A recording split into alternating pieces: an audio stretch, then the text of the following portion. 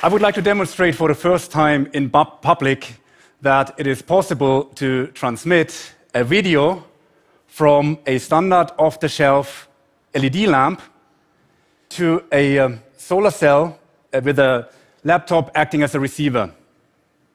So there is no Wi-Fi involved, it's just light. And you may wonder, what's the point? And the point is this. There will be a massive extension of the internet to close the digital divide. And also to allow for what we call the Internet of Things, tens of billions of devices connected to the internet. In my view, such an extension of the internet can only work if it's almost energy neutral. This means we need to use existing infrastructure as much as possible.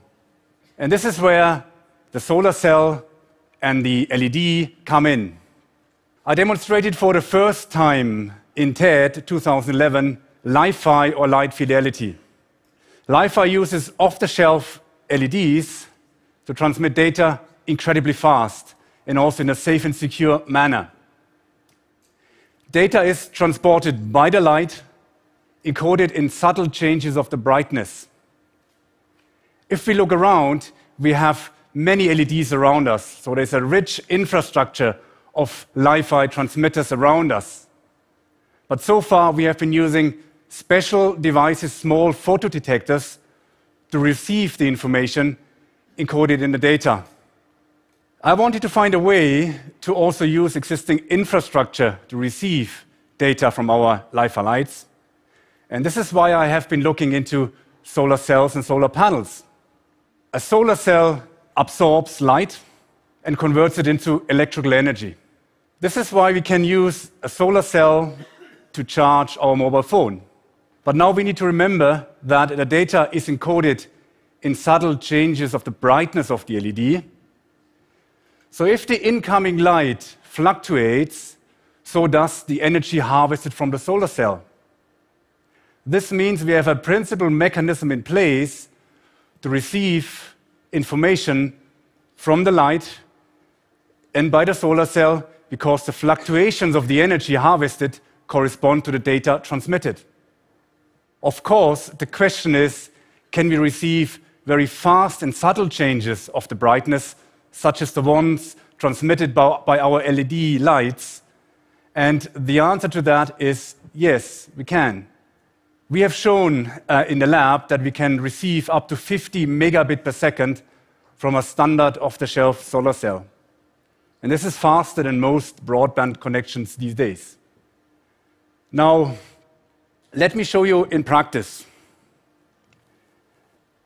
In this box is a standard off-the-shelf LED lamp. This is a standard off-the-shelf solar cell. It is connected to the laptop. And also we have an instrument here to visualize the energy we harvest from the solar cell. And this instrument shows something at the moment. This is because the solar cell already harvests light from the ambient light.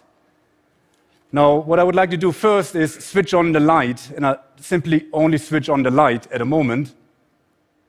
And what you notice is that the instrument jumps to the right. So the solar cell at the moment is harvesting energy from this artificial light source. If I turn it on, off, we see that it drops, and turn it on, so we harvest energy with the solar cell. But next, I would like to activate the streaming of the video. And I've done this by pressing this button. So now, this LED lamp here is streaming a video by changing the brightness of the LED in a very subtle way, and in a way that you can't recognize with your eye because the changes are too fast to recognize. But in order to prove the point, I can block the light of the solar cell. So first you notice the energy harvesting drops and the video stops as well. If I remove the blockage, the video will restart. And I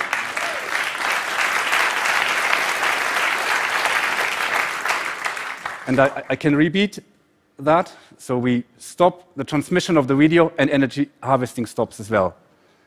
So that is to show that the solar cell acts as a receiver. But now imagine that this LED lamp is a street light.